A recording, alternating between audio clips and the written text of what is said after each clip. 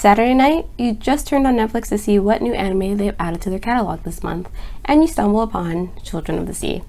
If you're anything like me, you probably clicked on it just because the animation and art style looked incredible, and that is all you need to start a new series. Over an hour and a half later, you're sitting there enjoying the spectacular animation when things get a little bit crazy. And by a little, I mean a lot. Like out-of-body, otherworldly type crazy. And now you're here on YouTube just trying to understand what the heck you just watched in the last half hour. Well, I felt exactly the same, and that's why today we're going to be breaking down and explaining the ending of Children of the Sea as best as we reasonably can, because, you know, it was a lot. I'm not gonna lie.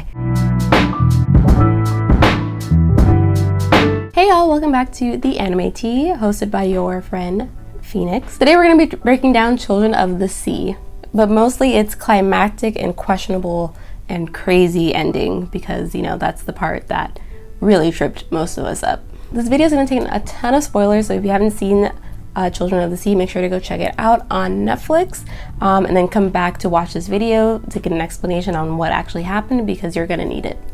So Children of the Sea follows a young girl named Ruka as she spends her summer vacation at an aquarium where she meets two boys raised in the ocean.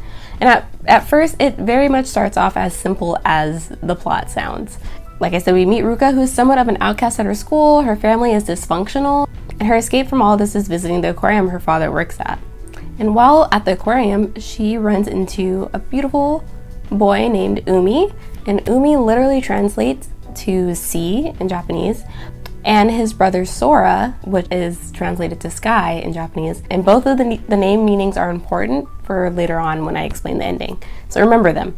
She meets them both as they live at the aquarium and get tested by different doctors to see like who they are, because both of the boys are found in the ocean 10 years before. They lived in the ocean and they still have to be in the ocean in order to survive. Basically, their bodies have adapted to the ocean. Anyway, the boys take Ruka on multiple adventures from the aquarium to the sea, and at this point in the movie, we are kind of in a traditional anime setup where a young kind of outcast character, main character, gets introduced to new, fun, enigmatic character or characters in this sense, and gets taken on several fun adventures. So that's pretty simple so far. Plus the setup coupled with the absolutely breathtaking and phenomenal art style and animation done by director Ayumu Watanabe and Studio 4 Degrees Celsius is just astonishing. Everything feels not only real, but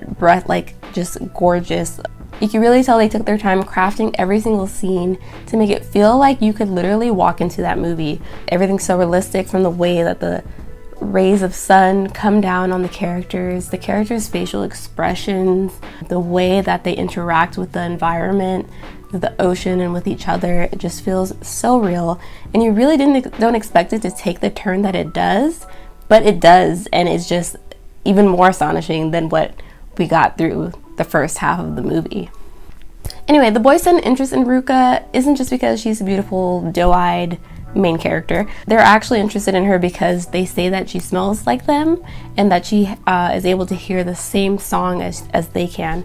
And the song that she hears is a whale song that no one's ever heard before. Her and the boys are the only ones who kind of are able to interpret it as an invitation to what is called a birthing festival, which is where things start to get crazy. The symbolisms from then on are just a lot.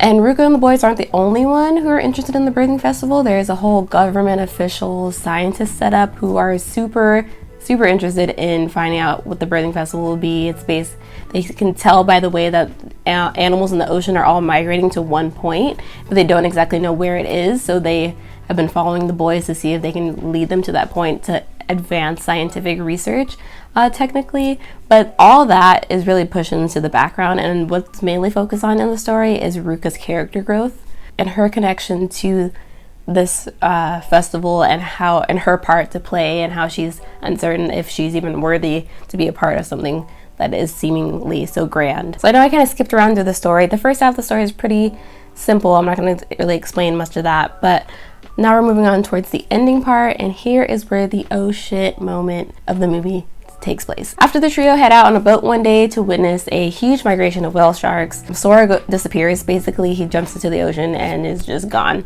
Umi tries to chase after him, but he can't keep up, and Umi and Ruka are left, like, you know, back at home until a typhoon comes, and then Umi's able to smell kind of where Sora is, so Umi takes Ruka and they go look for him on this kind of road trip across Japan, and they end up finding him in this little rundown town on this little island, and he's with Anglade, which is one of the, there's two scientists that found them originally 10 years ago. It's Jim and Anglade, and they are the ones who have been basically taking care of Umi and Sora. So we get introduced to Anglade. He's beautiful, gorgeous, locks for days, like his hair is amazing. And he's gonna play an important part too that I'll explain in a little bit. But after a day of them swimming together and kind of like being accustomed to one another, Sora, Umi, and Ruka, and Sora decides, I guess, like at that moment, that he believes that Ruka should be the guest to the birthing festival, and he gives her the meteorite that is within him. He transfers it to her through a kiss, and I was kind of shook. She swallows the meteorite, and he's like, you have the meteorite now? When it's time to help Umi, you have to give it to him. And then he's like gone. Like he turns into a star, and he like jets across the ocean. Like he's just gone. Like what happened? I don't understand. I was so lost in that part. I like looked at the screen just like. So now Ruka's left behind with this meteorite stuck in her stomach. Umi is stuck on the beach, and he is literally sick. Like his Sora was saying that he's going through a transformation like he was, and I think it's in preparation for the birthing festival that's coming up. Yeah, and now Ruka has this meteorite inside of her that she has to deliver to the birthing festival. And the pacing of the movie really picks up after this point. Umi is now unable to speak. They're back at the aquarium, and Ruka's feeling really sick. Like she's being drawn kind of towards the water because of the meteorite within her, and she doesn't really understand what's happening. Her and Umi actually hear the whale song. The whale at the beginning of the movie is the same one that we see at the beach. It's basically the one that is calling and looking for the guests, which is Ruka, to participate in the birthing festival. So they find her. Basically, Umi and Ruka go on a boat with, I think her name is Dede. I call her Obachan, or a granny of the sea, you know, the lady with the boat and the hat and the buck teeth. Yeah, so she takes them out to the ocean to find the whale, and they are on their way over there. Some life lessons or some, you know, really deep concepts are kind of talked along the way. They talk about the lullaby song that comes up in different parts throughout the movie that kind of relates the sky and the ocean together. We're getting there. On their way there, Ruka is called into the water first. She kind of just jumps in without realizing that she jumps in, and she follows a group of false killer whales, which I didn't even know existed. Like I never have heard of them in my entire life. Anyway, she follows them to the whale that called them into the ocean, the mother whale, as I'm going to call her. And since this is a birthing festival, there's a lot of connections and kind of symbolism to conception. So the first symbol that we see is Ruka holding the seed, which is the meteorite. So the meteorite acts as the seed, and she must bring it to the festival, where Umi, who is the egg, will take the seed, and through him the universe will be born within the whale in the ocean, which acts as the womb. Stick with me. I know that sounds really crazy, but if you remember the part where she gets swallowed by the whale, which is another part where I was just like, what is happening? She gets swallowed by the whale because she is the seed. She holds the seed within her. So that's one of the parts that they need. Later on, we see that Umi is also within the whale, and he's there ready to receive the seed. And an interesting thing that I noticed the second time I watched this movie, because of course I had to watch it twice because I really wasn't paying that much attention in the first one, I kind of was just shook, is that there's like an image on the underbelly of the whale, and the image it looks like a woman, and it's like a woman with like multiple breasts, and I guess it's to symbolize the womb of the ocean, of the universe. So that whale is basically where the whole event takes place. And now we can finally tie it back to Umi and Sora's names. So remember how I said Umi means sea and Sora means sky? Well, throughout the movie there are multiple callbacks to and references to the ocean and the sky and their ultimate connection to one another. And when they come together, they are ultimately a part of the universe. They ultimately create the universe. The ocean is supposed to reflect the universe. And there's just so many themes that have to deal with the universe and connection and connecting the characters to one another. So when Ruka goes inside the whale and she actually meets Sora within there, but it's not really Sora, it's kind of like her memories of Sora to help explain the situation that's about to happen to her. So he basically tells her that she's done her job, she's delivered the seed, that's all she needed to do. But if she wants, she can stay and see what the birthing festival actually is, if she can handle it.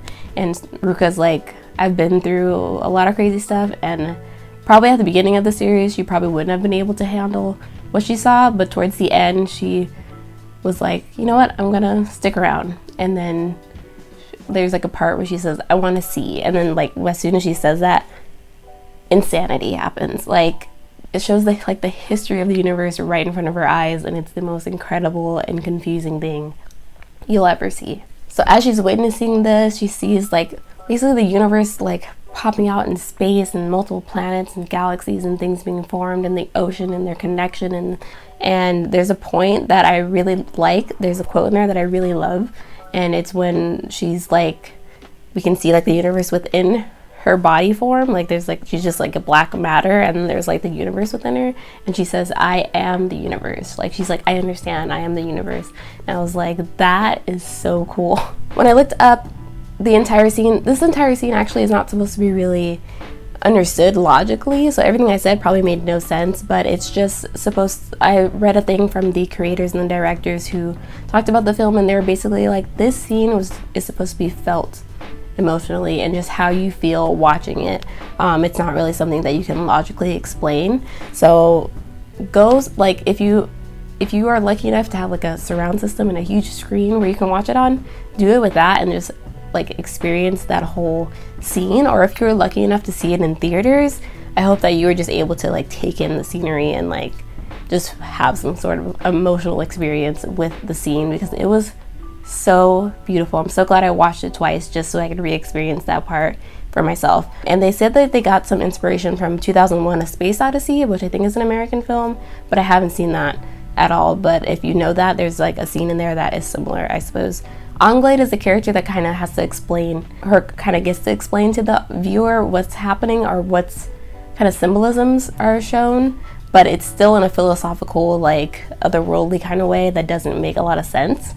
Basically, you know, there's a few key scenes where he discusses how humans are the universe reflected within the sky, and the sky and the universe are the same, as well as the ocean, and the ocean matter is similar to the matter that is out in the universe, and just so many different connections. I also read an explanation that Sora and Umi's connection to Ruka is that she is the earth, or she acts as the earth, and Sora and Umi are the sky and the sea, and that means that they are always with her, they're always connected. So even when they're far apart, or even when they disappeared at the end, they are all connected because of the different symbols that they represent.